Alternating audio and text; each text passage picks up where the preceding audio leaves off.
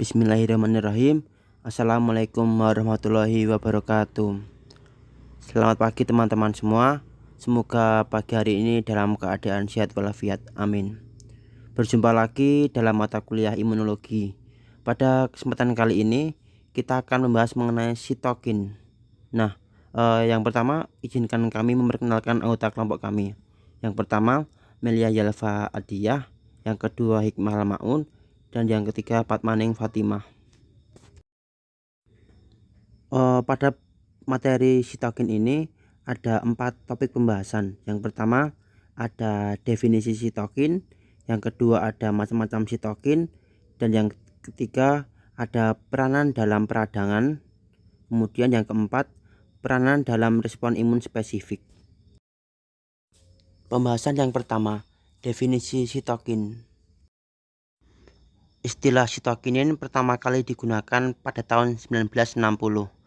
Sitokinin sendiri berasal dari 2 suku kata dari bahasa Yunani, yaitu sito yang berarti sel dan kinos yang berarti gerakan.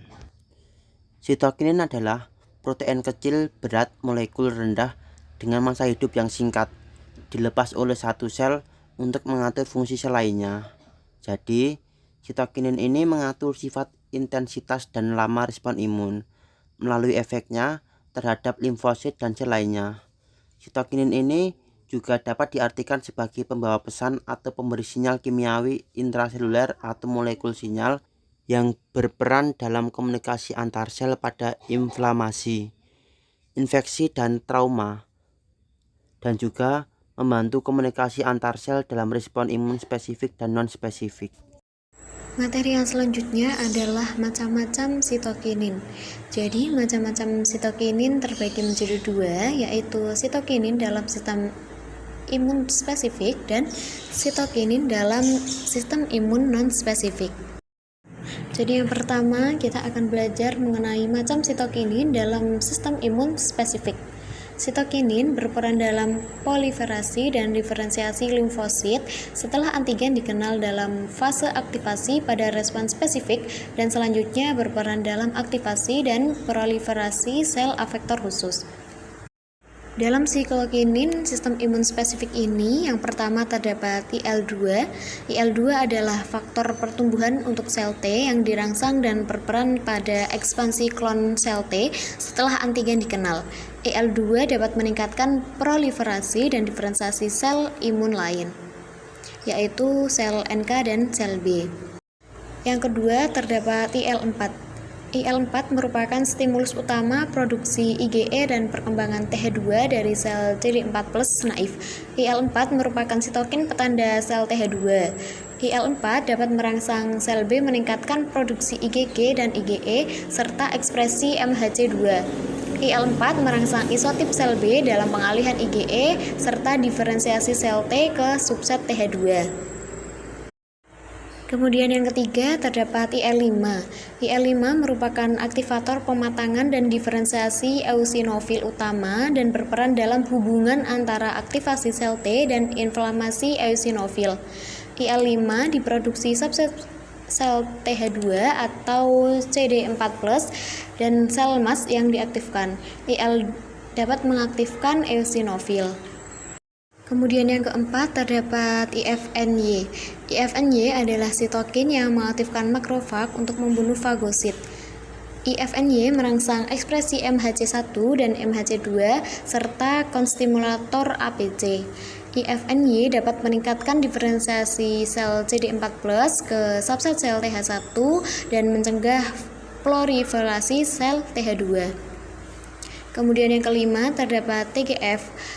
Efek utama dari TGF adalah mencegah proliferasi dan aktivasi limfosit dan leukosit lain. TGF ini dapat merangsang produksi IgA melalui induksi dan pengalihan sel B. Kemudian yang keenam ada limfotoksin. Jadi LT ini diproduksi oleh sel T yang diaktifkan dan sel lain. LT dapat mengaktifkan sel endotel dan neutrofil yang merupakan mediator pada inflamasi akut dan menghubungkan sel T dengan inflamasi. Efek ini sama dengan TNF. TNF ini akan kita pelajari pada sitokinin dalam sistem imun non-spesifik. Lanjut yang ke-7 adalah IL-13. IL-13 memiliki struktur homolog dengan IL-4 yang diproduksi sel CD4+ TH2. IL-13R ditemukan terutama pada sel non-limfoid seperti makrofag. Efek utamanya adalah mencegah aktivasi dan sebagai antagonis IFN. IL-13 merangsang produksi mukus oleh sel epitel. Yang ke-8 terdapat IL-16 yang diproduksi oleh sel T yang berperan sebagai kemoatraktan spesifik eosinofil. Kemudian yang nomor 9 ada IL-17 yang diproduksi oleh sel T memori yang diaktifkan dan menginduksi produksi sitokin proinflamasi lain seperti TNF, IL-1 dan kemokin. Kemudian yang nomor 10 adalah IL-25 yang memiliki struktur seperti IL-17, diekrasi sel TH2 dan merangsang produksi sitokin TH2. Seperti pada IL-4, IL-5, dan IL-13.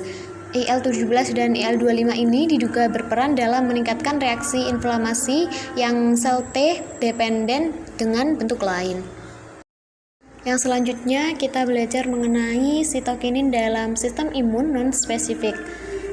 Respon imun non-spesifik dini yang penting terhadap virus dan bakteri berupa sekresi sitokin yang berperan untuk fungsi banyak sel afektor. Yang pertama ini terdapat TNF atau tumor necrosis factor. TNF merupakan sitokin utama pada respon inflamasi akut terhadap bakteri negatif dan mikroba lain. Infeksi yang berat dapat memicu produksi TNF dalam jumlah yang besar dan menimbulkan reaksi sistemik. Kemudian yang kedua adalah IL-1. Fungsi utama dari IL-1 adalah sama dengan TNF tadi, yaitu untuk mediator inflamasi yang merupakan respon terhadap infeksi dan rangsangan lain. Yang ketiga terdapat IL-6 yang berfungsi dalam imunitas non-spesifik, diproduksi oleh fagosit mononukleer, sel endotel vaskular, fibroblast, dan sel lain sebagai respon terhadap mikroba dan sitokin lain. Kemudian yang keempat adalah IL-10 yang merupakan inhibitor makrofag dan sel dendritik yang berperan dalam mengontrol reaksi imun non-spesifik dan imun seluler. Yang kelima terdapat IL-12 yang mana merupakan mediator utama imunitas non-spesifik dini terhadap mikroba intraseluler dan merupakan induktor kunci dalam imunitas seluler spesifik terhadap mikroba. Yang keenam adalah IFN tipe 1. IFN tipe 1 berperan dalam imunitas non-spesifik dini pada infeksi virus. Kemudian yang ketujuh adalah IL-15 yang mana merupakan faktor pertumbuhan dan faktor hidup terutama untuk sel CD8+ yang dapat hidup lama. Yang kedelapan adalah IL-18 yang mana memiliki struktur homolog dengan IL-1 namun mempunyai efek yang berlainan. Jadi IL-18 adalah induktor imunitas seluler bersama dengan IL-21. Yang ke-9 adalah IL-19, IL-20, IL-22, IL-23, dan IL-24. Beberapa sitokin lain telah dapat diidentifikasi dan diketahui sebagai homolog dengan IL-10 yang diduga sitokin-sitokin ini berperan pada inflamasi kulit.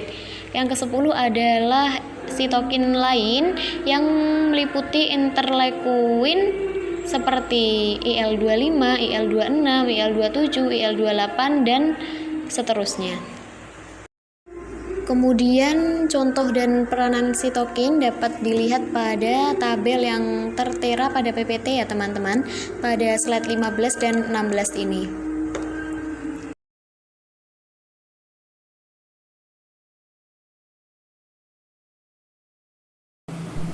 Baik, selanjutnya kita akan membahas mengenai peranan sitokin dalam peradangan. Di samping fungsi biologis sitokin, di mana merupakan protein yang mengatur pertumbuhan dan diferensiasi sel. Sitokin juga berfungsi dalam induksi respon inflamasi, regulasi hematopoiesis, pengawasan proliferasi diferensiasi seluler, dan humoral serta penyembuhan luka. Inflamasi sendiri berasal dari kata inflamer yang berarti membakar. Inflamasi merupakan respon terhadap cedera jaringan dan infeksi ketika proses inflamasi berlangsung, terjadi reaksi vaskuler di mana cairan, elemen-elemen darah, sel darah putih atau leukosit, dan mediator kimia berkumpul pada tempat cedera jaringan atau infeksi. Nah, faktor yang berperan dalam inflamasi diantaranya yaitu ada faktor plasma yang meliputi imunoglobulin, komplement, sistem aktivasi kontak koagulasi fibrinolitik. Kemudian faktor yang kedua ada sel-sel inflamasi yang meliputi neutrofil, mastosit, eosinofil, monosit, dan fagosit. Faktor yang lain seperti sel endotel dan adesi, sitokin, limfosit, serta trombosit. Setelah mempelajari peranan sitokin dalam peradangan, kita akan membahas lebih lanjut mengenai peranan sitokin dalam respon imun spesifik. Untuk koordinasi sistem imun yang efektif, diperlukan adanya mekanisme dan komunikasi antar limfosit, sel inflamasi, dan hematopoiesit yang diperankan oleh sitokin. Organisme multiseluler memerlukan mekanisme untuk berkomunikasi antar sel agar dapat memberikan respon dalam menyesuaikan diri dengan lingkungan eksternal dan internal yang selalu berubah-ubah.